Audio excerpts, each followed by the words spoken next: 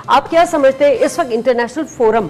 जो का इनेकाद किया गया 3rd BRI का, उसमें तमाम जो ममालिक खास तौर पे रशिया, चाइना और रशिया की जो कोलैबोरेशन हम देख रहे हैं और बहुत बड़ा इनका एक एग्रीमेंट भी हुआ है 12 साल का, उसको थोड़ा बताइएगा ये कितना अहम है और इसका क्या फ़ायदा हासिल होगा? देखिए, सबसे पहली बात तो मैं ये बता दूं कि पाकिस्तान एक ऐसा मुल्क है कि जिसकी हर एक के साथ नेक तमन्नाएं हैं, दुश्मनी किसी के साथ नहीं है। वी आर फ्रेंडली कंट्री और we like to be a friendly country forever. अब बात सिर्फ ये है कि देखिए, अगर टेक्निकल नज़र से देखें तो ये जो पैरेलल चीज़ बन रही है ना, मतलब पैरेलल अगर के इसमें वॉइज को शामिल कर लिया आपने तो मतलब फिर तो सीपैक का वो मकसद ही ख़त्म हो गया कि हमारा मतलब ये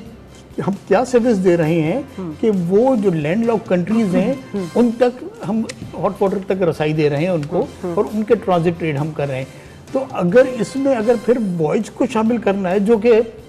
इसमें हुआ है अभी एग्रीमेंट में, तो फिर ये सीपैक से तो कोई मुकाबला नहीं है उसका, इसलिए कि हमने जो उनको रसाई दी है हॉट वाटर की और फिर यहाँ से अब कंट्री तक पहुँचाना, पाकिस्तान की लॉजिस्टिक इंडस्ट्री को बहुत बड़ी कामयाबी मिलेगी इससे, अगर ये होगा इंशाल्लाह।